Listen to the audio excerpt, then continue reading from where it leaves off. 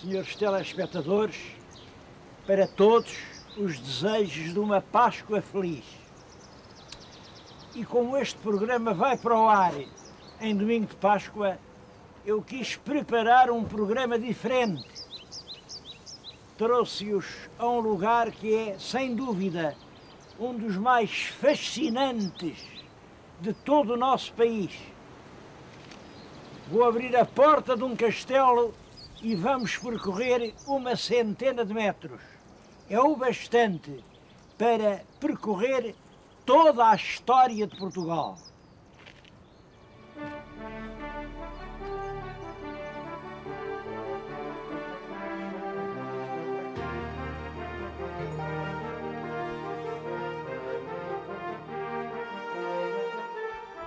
A imagem mais antiga é dada por esta torre. É uma torre mandada a construir por Gualdim Pais, ainda no tempo do rei Dom Afonso Henriques. Sabem que o Gualdim Pais era um cruzado que andou lá nas guerras da Terra Santa, esteve no cerco de Ascalon, combateu na Síria e depois volta para Portugal para ajudar o seu rei na luta contra os mouros. Bom, isto aqui era a fronteira de Ouros. Esta torre foi feita para proteger a fronteira de Portugal. Bem, mas o que é curioso e misterioso é isto. É que quando o Gualdim Pais escolheu esta colina para fazer o castelo de Tomar, já a colina era sagrada e os romanos veneravam aqui misteriosos deuses. O Gualdim Pais, aqui bem nos alicerces da coluna, para mostrar que a coluna era feita na base de coisas velhas que já cá estavam, pôs um altar. Está ali uma pedra que era um altar dedicado pelos romanos a um misterioso Deus. Um Deus estranho, de quem eles nem sabiam o nome, porque puseram lá que era dedicado ao gênio do município. Se lerem bem aquelas letras ainda as entendem. Gênio municipi. O gênio do município era o Deus que estas tribos adoravam. Devia ter um nome tão esquisito que os romanos desistiram até de o escrever. Puseram só, bom, é o Deus lá desses selvagens, é o gênio daquele município. Lá está a pedra. À volta da torre de Gualdim Pais desenvolve-se rapidamente uma fortaleza. Bem, mas logo a seguir à torre, os templários resolveram construir uma igreja, um templo. Eu estou-lhes a falar, aqui como veem, num andaime de um estranho templo. É que eles fizeram o seu templo por forma a recordar o Santo Sepulcro de Jesus Cristo em Jerusalém. É estranha assim a emoção que uma pessoa sente em domingo de Páscoa, em que se comemora a paixão de Cristo. Aqui a falar-lhes num lugar que os templários erigiram exatamente em honra da paixão de Cristo. Vieram fazê-lo a Tomar. Tomar, que estava destinado a ser uma espécie de coração de Portugal. Reparem, de Tomar à fronteira norte é tão longe como de Tomar às praias do Algarve. De Tomar à fronteira com Castela é tanto como de Tomar às praias atlânticas. Tomar é o coração do país e o coração da cidade. É esta capela feita, esta igreja, isto era uma igreja feita pelos primeiros templários portugueses.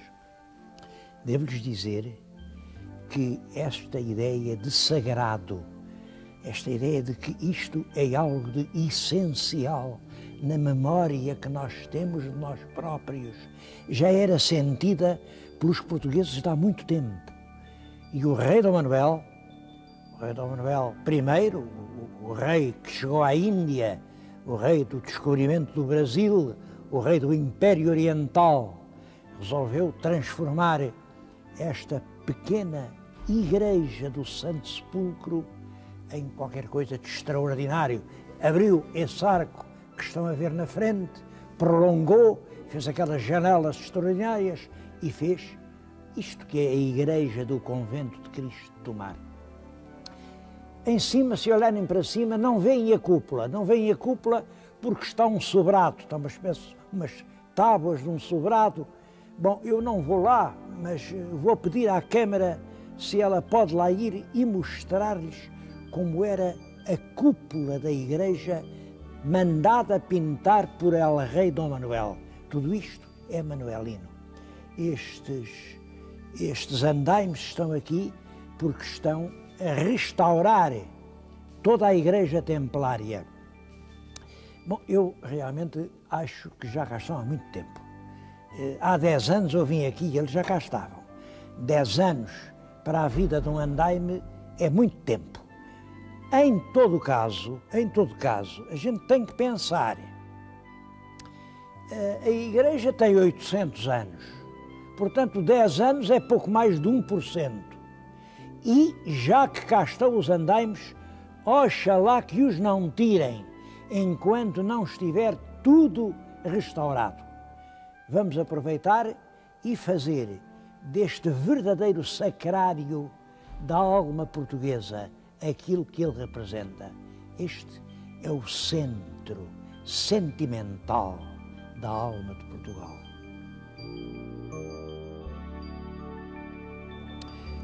Os templários tiveram um papel importante na defesa de Portugal. Quando o Yacuba Almansor invadiu a península e veio com um grande exército, bom, disseram nessa altura que eram 400 mil homens. Eu não acredito que fossem nem 40 mil. De qualquer maneira, eram um exército esmagador para as nossas forças. Vieram por esse Alentejo acima, apoderaram-se de tudo, passaram os cristãos a fio de espada, mas quando chegaram aqui, tiveram que parar. Entre aquelas torres fica uma porta, é a porta do Castelo de Tomar. Chamam-lhe desde então as Portas do Sangue. Tanto foi o sangue que ali correu. E é nessa porta que está a famosa Cruz dos Templários. Tem os 4 braços e ao meio a Rosa Crucis. A Rosa Crucis que veio a dar a quinta quina. Eu acho que foi ali que nasceu o escudo das 5 quinas de Portugal. Bem, mas a guerra contra os mouros acabou. Como sabem, o Dom Afonso III conquista as últimas praças algarvias. Já não há guerra contra os mouros em terra, porque no mar continua. E é por isso que o rei Dom Dinis, quando acaba a Ordem dos Templários, a substitui pela Ordem de Cristo, a Ordem dos Cavaleiros de Cristo, que tem por função fazer a guerra no mar.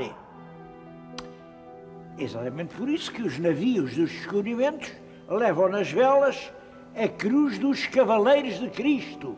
Aquilo são mariantes cavaleiros. Porque é que eu digo que foi aqui, em Tomar, que se iniciou o projeto nacional dos descobrimentos? É porque era o infante Dom Henrique quem administrava a ordem, exatamente quando se dá a mudança. Agora, os navios com a cruz dos Cavaleiros de Cristo já não fazem só a guerra contra o corso, fazem sobretudo expedições para descobrir novos mundos. Estou-lhes a falar exatamente num claustro mandado construir pelo infante Dom Henrique.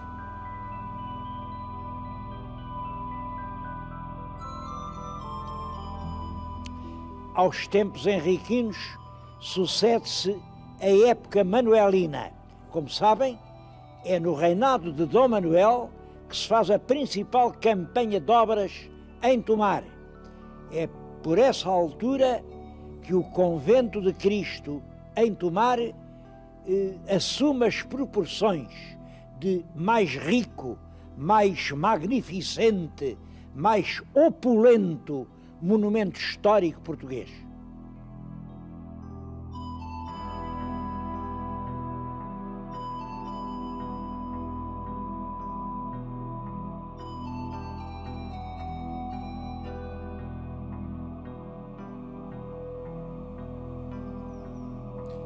Dom Manuel morreu e as obras continuaram. Continuaram com Dom João III, com a Rainha Regente Dona Catarina, com o Rei Dom Sebastião, com o Cardeal Rei Dom Henrique, com Filipe I, com Filipe II. Durante todo o século XVI foi sendo construído este claustro monumental.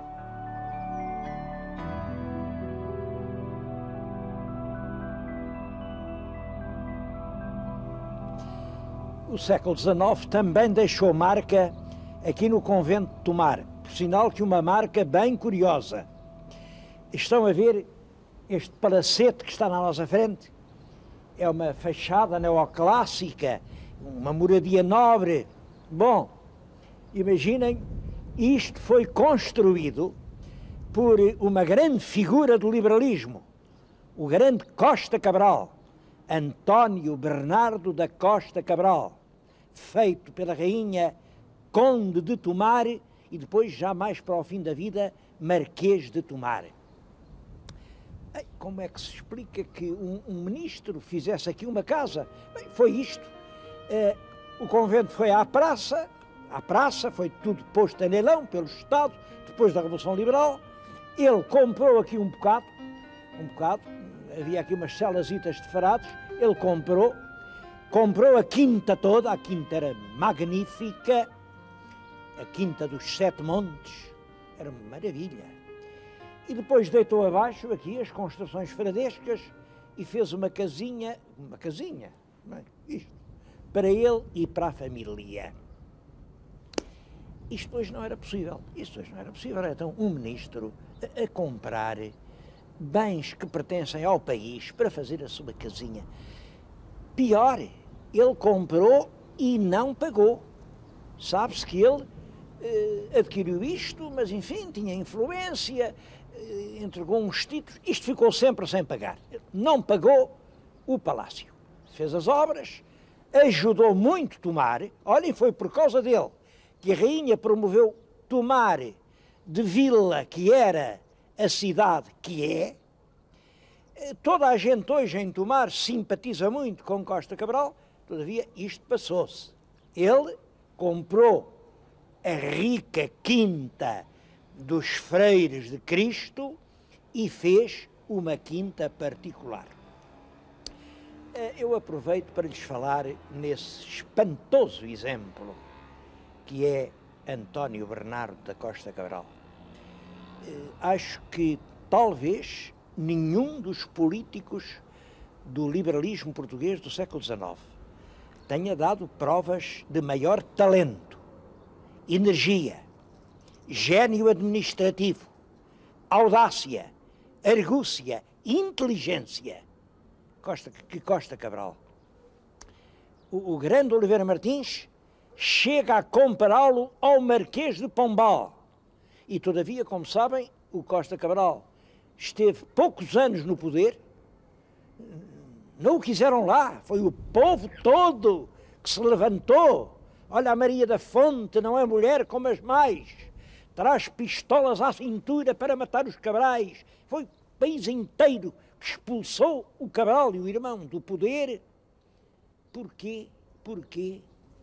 Se ele era efetivamente um homem superior, se ele fez uma obra que arrancou o país deste ludaçal onde estava atolado, é ele quem manda fazer estradas, é ele quem reforma a administração, é ele quem publica a nova reforma, a novíssima reforma judiciária, é ele quem reorganiza o ensino, é ele quem faz o teatro. Bem, o país, ele em poucos anos fez outro país, não conheço ninguém com uma capacidade de realização tão grande como Costa Cabral.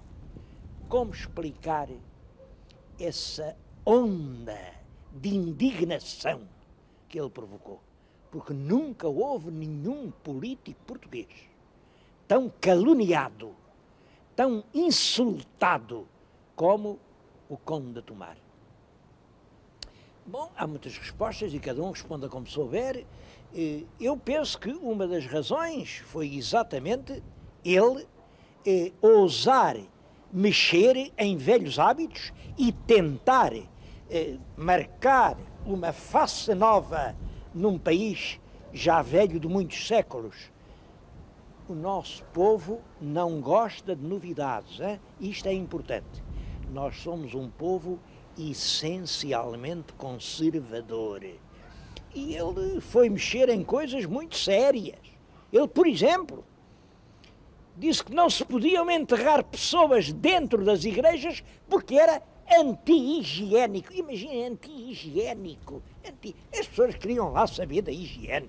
Queriam ali, eram os seus mortinhos bem perto para ir acender uma vela, rezar uma Ave Maria. Então, agora este maroto não deixa enterrar dentro da igreja as pessoas a quem queremos bem.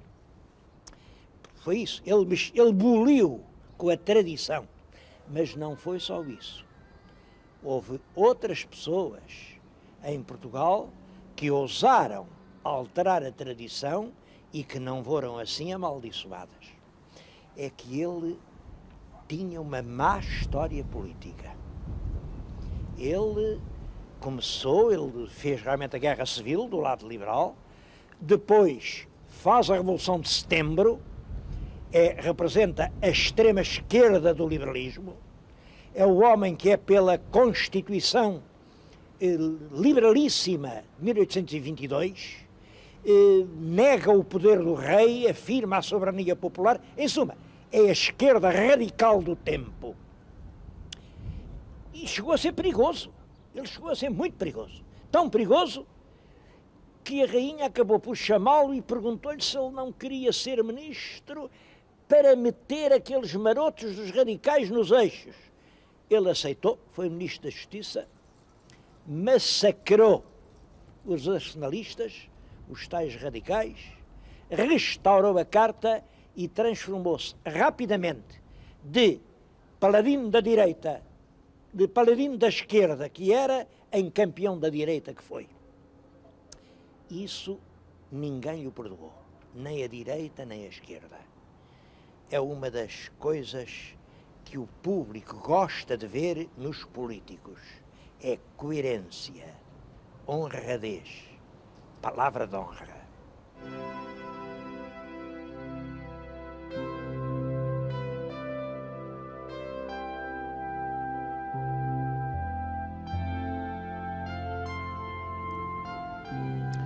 Bom, mas eu sem querer ia incorrendo num pecado que fazem todos os visitantes de Tomar. Vão ao Convento de Cristo e acham que o Convento de Cristo é tudo quanto há para ver em Tomar. Longe disso. Tomar é uma cidade cheia de monumentos. Olhem, vejam, este aqueduto, o aqueduto de Pegões, são 7 quilómetros. 7 quilómetros que levam a água até ao convento. E há Santa Maria do Olival, que é desde o século XII, e há aquela lindíssima igreja de São João Batista do século XVI, e a capela de Santa Iria, e o convento de São Francisco, e a capela de São Gregório, e um monumento especial onde eu não quero deixar de ir, a sinagoga. Ainda está de pé a velha sinagoga de Tomar.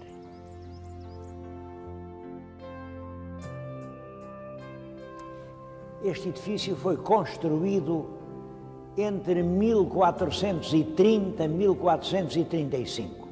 Uma coisa é certa, quando construíram esta sinagoga, quem governava Tomar era o infante Dom Henrique. Os judeus reuniam-se aqui, tinham aqui o seu culto, e isso durou até à expulsão. Como sabem, a expulsão verdadeira foi em 1497, mas só se efetivou em 98. Portanto, é durante este tempo, entre 1430 e tal, 1498, que isto é um templo judaico. Claro, depois foi tudo, olhem, cadeia pública, foi palheiro, foi armazém, até foi uma capela cristã, até que um judeu muito interessado nas coisas da sua religião, o engenheiro Samuel Schwartz, comprou a casa, restaurou-a, ofereceu ao Estado e abriu aqui um museu judaico. Isto hoje é o Museu da Cultura Judaica. Claro, um museu que tem, sobretudo, peças oferecidas por muitos judeus que vêm aqui, porque peças verdadeiras da antiga cultura judaica portuguesa não há. Foi tudo inexoravelmente destruído. Bom, há aqui uma exceção. Aquela lápide estava na judiaria de Lisboa e foi salva à altura do terremoto por um bispo arqueólogo, mesmo assim, como veem, foi partida. É importante falar na judiaria de Tomar, porquê? Porque isto tinha uma comunidade de judeus muito grande, e, a meu ver, é isso que explica ainda hoje certas características da população de Tomar. Esta gente, a cidade não é muito grande, pois tem 5 jornais e tem mais uma revista e tem inúmeras agremiações culturais, recreativas, centros de instrução de música. Isto é uma cidade com uma cultura viva e cada vez mais viva, ao passo que o desenvolvimento industrial, nesta altura, conhece uma depressão, o desenvolvimento cultural está em pleno desenvolvimento. Isto não terá nada a ver com o sangue judaico que ainda por aqui ficou.